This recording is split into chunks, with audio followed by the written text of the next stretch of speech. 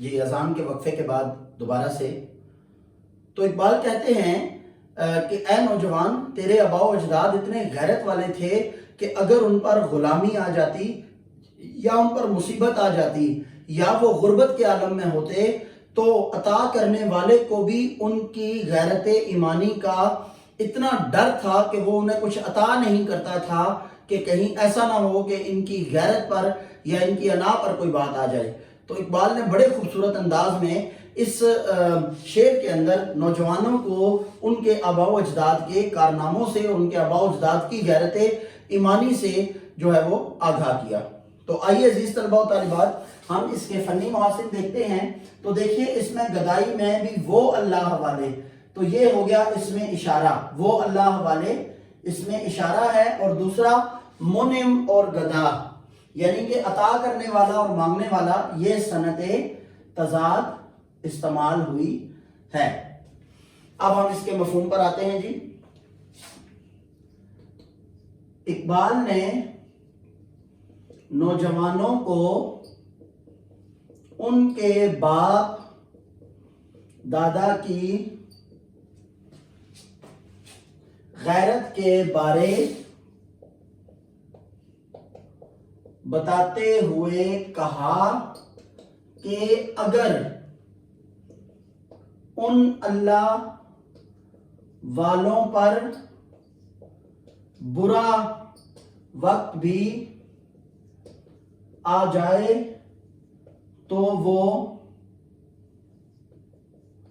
غیرت کا سودا نہ کرتے، نہ کسی کو یہ جرت حاصل تھی کہ انہیں کچھ عطا کر دے۔ جی تو میں اس کو دوبارہ پڑھ رہا ہوں، دیکھیے اقبال نے نوجوانوں کو ان کے باپ دادا کی غیرت کے بارے بتاتے ہوئے کہا کہ اگر ان اللہ والوں پر برا وقت بھی آ جائے تو وہ غیرت کا سودا نہ کرتے، نہ کسی کو یہ جرت حاصل تھی کہ انہیں کچھ عطا کر دے۔ بڑھتے ہیں ہم شعر نمبر 5 کی جانب۔ غرض میں کیا کہوں تجھ سے کہ وہ صحرا نشی کیا تھے، جہاں گیرو جہاں دارو جہاں بانو جہاں آرا۔ تو دیکھیے جناب، اب اقبال کہتے ہیں کہ صحرا نشین یعنی صحراؤں میں رہنے والے، ریتلے علاقوں میں رہنے والے۔ جہانگیر، اچھا جہانگیر ہوتا ہے حکومت کرنے والے، ٹھیک ہے، جہانگیر ویسے کہا جاتا ہے بادشاہ کو یا حکومت کرنے والے کو۔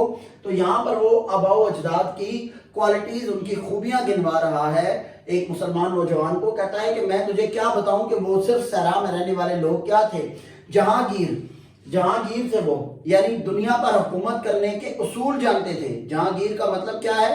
دنیا پر حکومت کرنے والے، اصول جانتے تھے، یعنی ان کے اندر ہر ایک خدا نے صلاحیت رکھی تھی۔ جہاں دار، دنیا کے اصول جاننا، جہاں داری کرنا یعنی جہاں سے مراد دنیا، اور داری یعنی کہ اصول، دنیا کے اندر لوگوں کے ساتھ کیسے اٹھنا ہے، کیسے بیٹھنا ہے، تہذیب، تمدن، اخلاق اور دیگر لوگوں کے ساتھ تعلق معاشرے کے اندر، یعنی وہ معاشرے کے بہترین لوگ تھے۔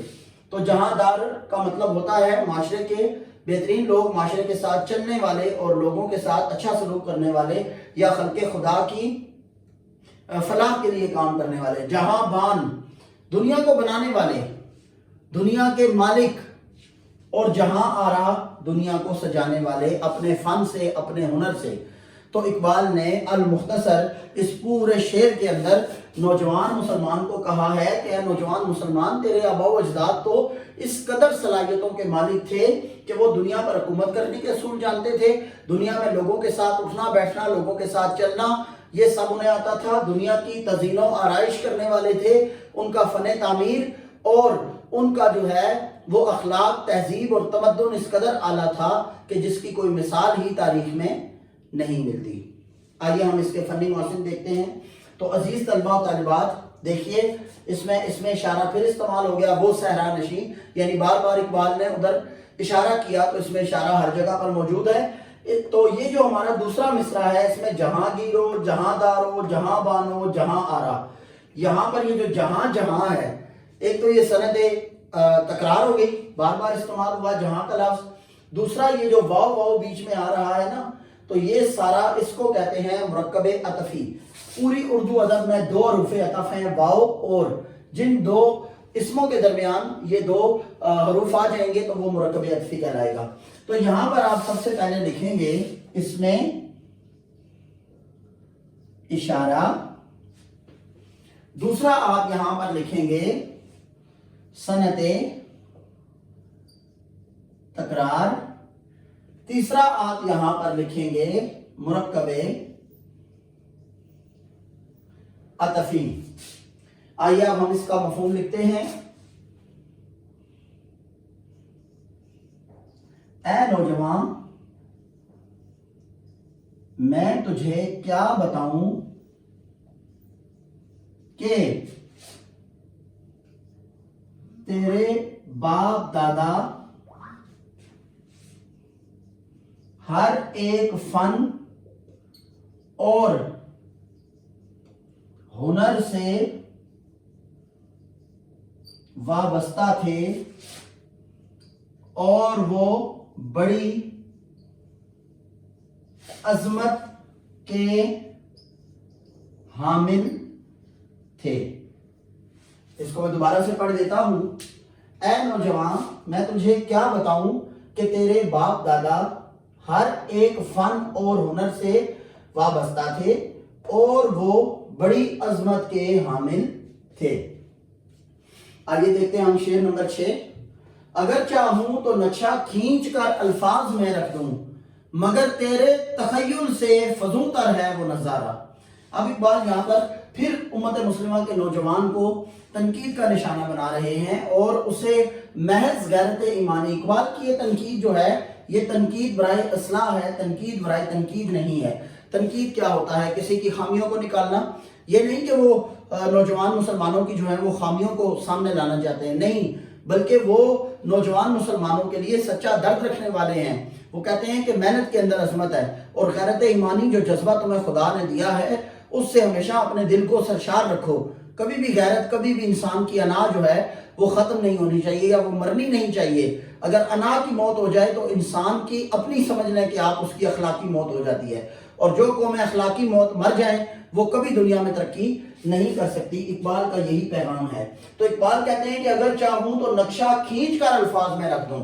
کہ نوجوان، اگر میں چاہوں تو میں تیرے آباء و اجداد کی عظمت کا، ان کی بہادری کا، ان کی غیرت کا، ان کی انا کا نقشہ الفاظ کے اندر کھینچ دوں. لیکن افسوس یہ ہے کہ تیری وہ ذہن ہی نہیں ہے، مگر تیرے تخیل سے، تخیل کہتے ہیں خیال کو، فزوں تر ہے وہ نظارہ، کہ وہ بہت اوپر ہے وہ نظارہ تیرے آباء و اجداد کی عظمت کا. تو اس تک پہنچ ہی نہیں سکتا. تیری اتنی مینٹلی اپروچ، تیری اتنی سوچ ہی نہیں ہے، ذہنی کیفیت. کیوں نہیں ہے؟ کیونکہ تو نے خود کو عارضی چیزوں کا محتاج بنایا ہوا ہے. اگر اسے نکل کر تو سوچے تو محنت جو کہ ایک دنیا کی بہترین شے ہے، جس کے ذریعے اللہ تعالیٰ بھی قرآن مجید میں فرماتا ہے کہ لیس للانسان الا ما سعی، کہ انسان کے لیے وہی کچھ ہے جس کی وہ کوشش کرتا ہے. تو اس لیے اقبال نے کہا. یہاں پر دیکھیں فزوں تر، فزوں تر یعنی کہ بہت بلند تر یا نہ سمجھ میں آنے والا. تخیل کا مطلب ہے خیال، ٹھیک ہے، خیال، سوچ یا فکر. تو آئیے اب ہم اس کے فنی محاسن لکھتے ہیں.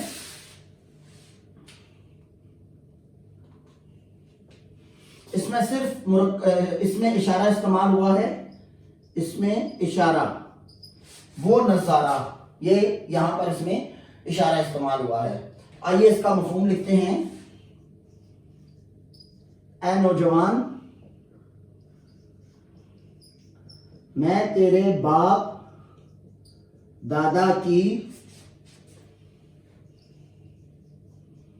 عظمت کو الفاظ میں ہی تجھے سمجھا سکتا ہوں، مگر افسوس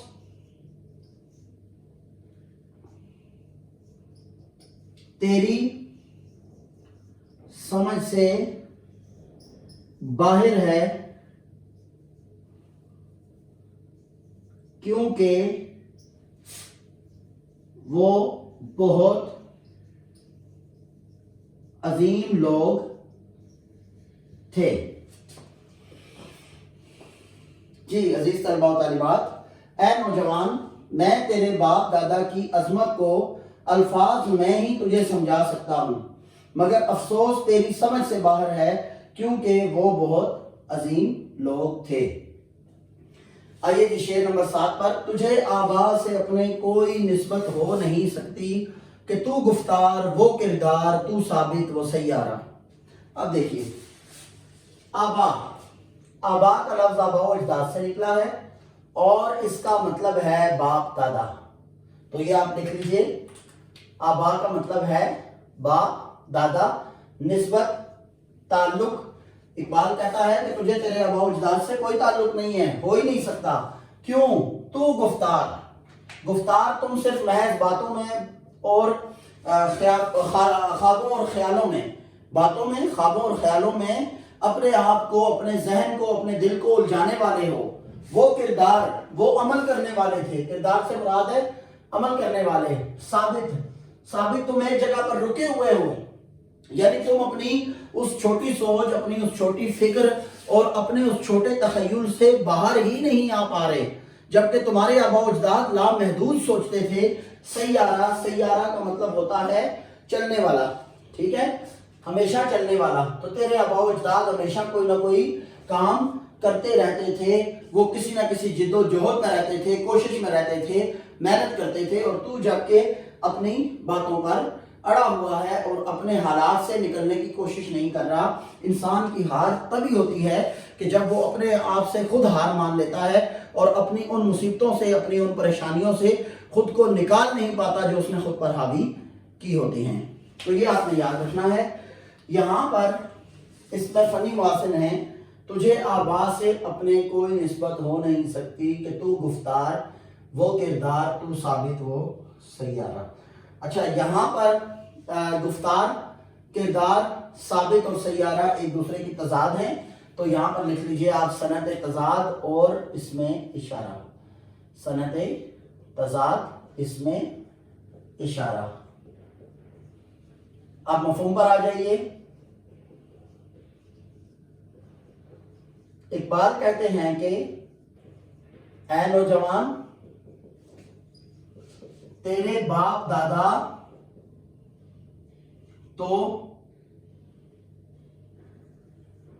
عمل کرنے والے لوگ تھے، مگر تو محض باتوں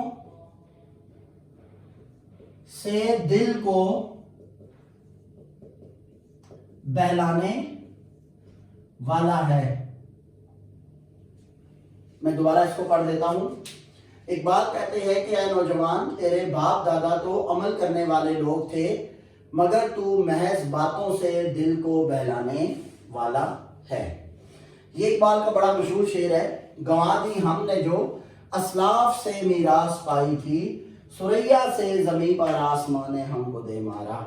گوا دینا، کھو دینا کسی چیز کو، کسی چیز سے جو ہے وہ دستبردار ہو جانا. اچھا، اسلاف بھی سلف کی جمع ہے، اس کا بھی مطلب ہے باپ دادا، بڑے، ٹھیک ہے، آبا و اجداد. تو گوا دی ہم نے جو اسلاف سے میراث پائی تھی. میراث کسے کہتے ہیں؟ وراثت کو. دیکھیے دو طرح کی وراثت ہوتی ہے جو باپ دادا سے ملتی ہے. ایک تو اخلاقی طور پر، ایک ان کا جو نام انہوں نے کمایا ہوتا ہے، اور ایک ہوتی ہے دولت. تو یہاں پر اقبال کہتے ہیں کہ ہمارے آبا و اجداد کے جو عظیم کارنامے تھے، نوجوان تیرے آبا و اجداد کے، افسوس ہے کہ وہ ہم لوگوں نے گوا دیے. ہم نے ان سے ملنے والی جو وراثت تھی، جو انہوں نے ہمیں ورثے میں چیزیں دی تھی، جو ہمیں وراثت عطا کی تھی، وہ ہم نے کھو دی. وہ مال و دولت نہیں تھا، بلکہ وہ اچھا اخلاق تھا، وہ محنت تھی، وہ غیرت تھی، وہ ایمانداری تھی، وہ جذبہ محب الوطنی کا تھا، وہ جوش جہاد تھا. ہم نے تمام چیزوں کو گوا دیا. پھر کیا ہوا ہمارے ساتھ؟ کیونکہ ہم نے آبا و اجداد کے عظیم روایات سے منہ موڑا. ثریا سے زمین پر آسمان ہم کو دے مارا. ثریا آسمان کی آخری بلندی کو کہتے ہیں، انتہا کی بلندی. یعنی کہ آسمان ہے، ثریا سے زمین پر آسمان ہم کو دے مارا. ثریا آسمان کی آخری بلندی، ٹھیک ہے، اور دے مارا یعنی کہ اٹھا کے پھینک دیا. یہ اقبال نے یوں بات کی ہے کہ ہم عروج کی پر تھے، ہمارے آباء و اجداد نے ہمیں جو عروج دلوایا، جو عظمت ہماری تھی، اس عظمت سے ہم جو ہیں وہ دست بردار ہو گئے، اور پھر کیا ہوا، ہم زوال کا شکار ہوئے، اور آسمان کی بلندیوں پر ہمارا مقام و مرتبہ تھا، پھر ہم زمین بوس ہو گئے، یعنی عروج سے زوال کی طرف آ گئے۔ اچھا جی، اب دیکھیے اس کے فنی معاصر میں سند تضاد ہے، زمین اور آسمان، ہاں بس اس میں یہی موجود ہے، سند تضاد۔ آئیے اس کا مفہوم لکھتے ہیں۔ ہم نے اپنے باپ دادا کی عظیم روایات کو بھلا دیا، جس کی وجہ سے ہم زوال کا شکار ہو گئے۔ میں اس کو دوبارہ سے پڑھ دیتا ہوں۔ ہم نے اپنے باپ دادا کی عظیم روایات کو بھلا دیا، جس کی وجہ سے ہم زوال کا شکار ہو گئے۔ اگلا شعر دیکھیے، حکومت کا تو کیا رونا کہ وہ ایک عارضی شے تھی، عارضی یعنی کہ تھوڑی دیر کی، کچھ دیر کی، نہیں دنیا کے آئین مسلم سے کوئی چارہ۔ عزیز طلباء و طالبات یاد رکھیے گا، یہ لفظ آئین مسلم نہیں ہے۔ آئین کہتے ہیں اصول کو، قانون کو، کانسٹیٹیوشن کو، ٹھیک ہے، اور یہاں پر مسلم ہے۔ مسلم کا مطلب ہے پختہ طے شدہ قانون، کہ دنیا میں طے شدہ قانون کیا ہے، وہ یہ قانون ہے کہ جس نے محنت کی اس نے پھل پایا۔ اقبال کہتے ہیں کہ حکومت کا تو کوئی رونا نہیں، حکومتیں تو آتی جاتی رہتی ہیں، ہم مسلمان ہیں، اگر ہم سے حکومتیں چھن گئی، کون سی حکومت؟ مغلیہ سلطنت کے زوال کی بات کر رہے ہیں اقبال۔ 1857 میں جو مغلیہ سلطنت پر زوال آیا، اس کے بعد مسلمان بہت زیادہ مایوس ہو گئے، نا امید ہو گئے، اور خود کو کم تر سمجھنے لگے، لہٰذا اس وجہ سے مسلمانوں پر جو ہے وہ زوال پر زوال آتا گیا، کیونکہ وہ اخلاقی طور پر اپنی موت خود پیدا کر رہے تھے اپنے لیے، کہ وہ سمجھتے تھے کہ اب ہم کچھ نہیں ہیں، اب ہم تباہ ہو جائیں گے، حکومت چلی گئی تو بس اب ہم بھی نہیں ہیں۔ لیکن اقبال یہ کہتا ہے کہ تمہارے سے اگر حکومت چلی گئی تو کوئی بات نہیں، تم ایک امت مسلمہ ہو، مضبوطی سے اللہ کی رسی کو تھامو، رسول اکرم صلی اللہ علیہ وسلم کے اسوائے حسنہ پر چلو، اور صحابہ اکرام کے اہل بیت کے اسوائے حسنہ پر چلو، تو پھر تم دیکھو کہ کس طرح سے دنیا میں تم جو ہے وہ دوبارہ سرخرو ہوتے ہو اور امر ہوتے ہو۔ تو یہاں پر اقبال یہی کہہ رہے ہیں کہ ہمیں حکومت کا کوئی رونا نہیں ہے، یہ مت رونا رو کہ حکومت چلی گئی، حکومتیں آتی جاتی رہتی ہیں، لیکن یاد رکھنا نہیں دنیا کے آئین مسلم سے کوئی چارہ۔ چارہ کا مطلب ہے گزارا، تمہارا گزارا ہی نہیں ہے محنت کے بغیر۔ آئین مسلم طے شدہ قانون ہے دنیا کا، کیا؟ جس نے محنت کی اور جس نے اپنے اندر قابلیت پیدا کی، اسی نے اس دنیا میں مقام و مرتبہ حاصل کیا۔ تو یہاں پر دیکھیے فنی معاصر میں محض مرکب اضافی کا استعمال ہوا ہے۔ مرکب اضافی کہاں ہے؟ آئین مسلم، یہ مرکب اضافی ہے، اور اس کا مفہوم دیکھیے۔ اقبال کہتے ہیں کہ حکومت کا کوئی رونا نہیں ہے کہ وہ ہمارے ہاتھ سے چلی گئی، اگر محنت کی جائے تو حکومت پھر آ سکتی ہے، کیونکہ دنیا کا قانون ہے جس نے محنت کی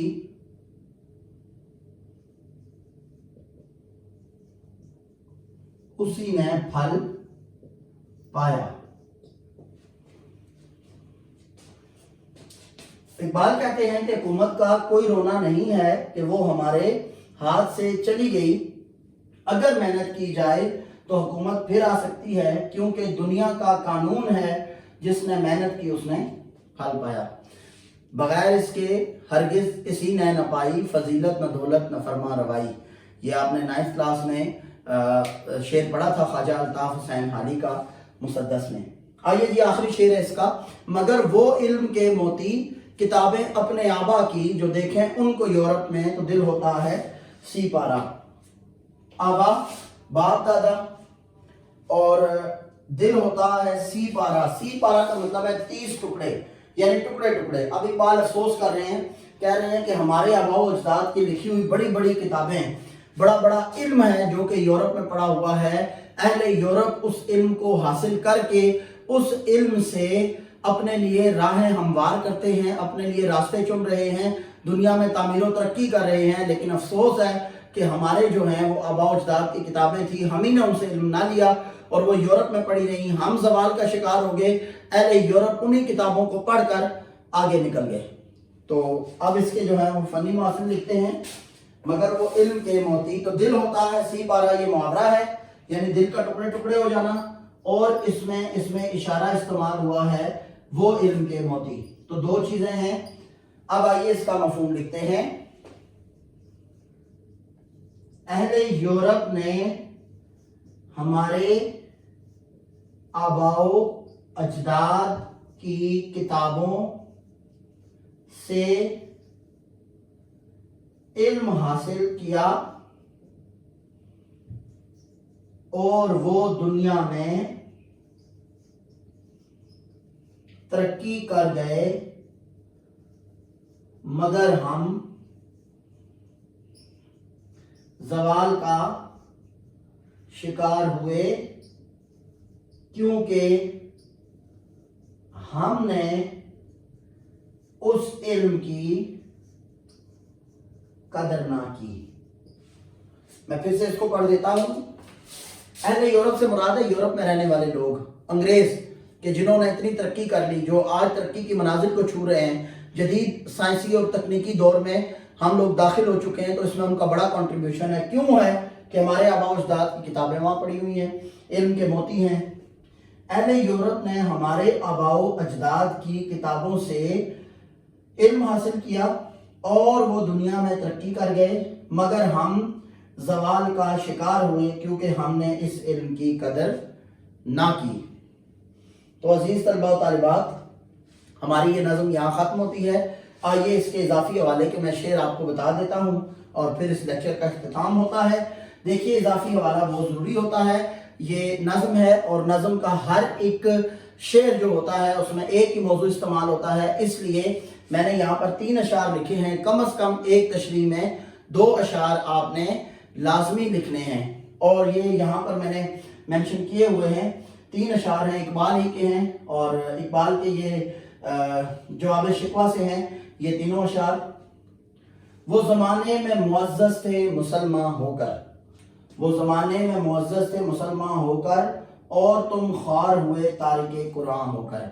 यानी तुम कुरान के पढ़ने वाले थे, तुम कुरान के रखवाले थे, कुरान तुम पे नाजिल हुआ, तुम ख्वार हो गए, और तुम्हारे जो आबाओ अजदाद थे वो मुअज़्ज़ज़ हो गए, सिर्फ मुसलमान थे वो। ठीक है। बाप का इल्म न बेटे को अगर अज़बर हो, ये यहां पर लिखा हुआ है शेर, अज़बर यानी कि सबसे आगे, सबसे मुकद्दम, और बेटे को उस इल्म के बारे में पता ना हो और वो उसको अच्छा ना जाने, तो फिर पिसर काबिल मीरास से पिदर क्यों कर हो। यानी कि जो बेटा है फिर वो बाप की विरासत का अहल नहीं है, अगर वो उसके इल्म को, उसके जुर्रत को, उसकी बहादुरी को संभाल कर या उसकी गैरत को संभाल कर नहीं रख सकता, तो फिर वो उसकी किसी और भी विरासत का हकदार नहीं है। जिनको आता नहीं दुनिया में कोई फन तुम हो, नहीं जिस कौम को परवाए नशेमन तुम हो। बिजलियां आसूदा हो जिसमें वो खरमन तुम हो, जिससे बिजलियां आसूदा हो जिसमें वो खरमन तुम हो। बेच खाते हैं जो असलाफ के मदफन तुम हो निको काम जो कब्रों, हो निको नाम जो कब्रों की तजारत करके, क्या न बेचोगे जो मिल जाएं सनम पत्थर के। ये इकबाल का पूरा जवाब शिकवा में जो है ये बंद है। तो इकबाल कहते हैं कि जिनको आता नहीं दुनिया में कोई फन तुम हो, नहीं जिस कौम को परवाए नशेमन तुम हो। बिजलियां आसूदा हो जिसमें वो खरमन तुम हो, बेच खाते हैं जो असलाफ के मदफन तुम हो निको नाम जो कब्रों की तिजारत करके, क्या न बेचोगे जो मिल जाएं सनम पत्थर के। تو عزیز طلباء و طالبات، امید ہے کہ اقبال کی یہ نظم آپ کو مکمل طور پر سمجھ آئی ہوگی۔ ویڈیو کو شیئر لازمی کیجئے، کمنٹ کیجئے، اور اگر کہیں آپ کو کوئی سوال پوچھنا ہے یا کوئی غلطی نظر آتی ہے تو پھر بھی لازمی کمنٹ کیجئے گا اور آگاہ کیجئے گا۔ بہت شکریہ۔ اپنے معلم حمزہ اقبال نظامی کو اجازت دیجئے۔ اللہ نگہبان۔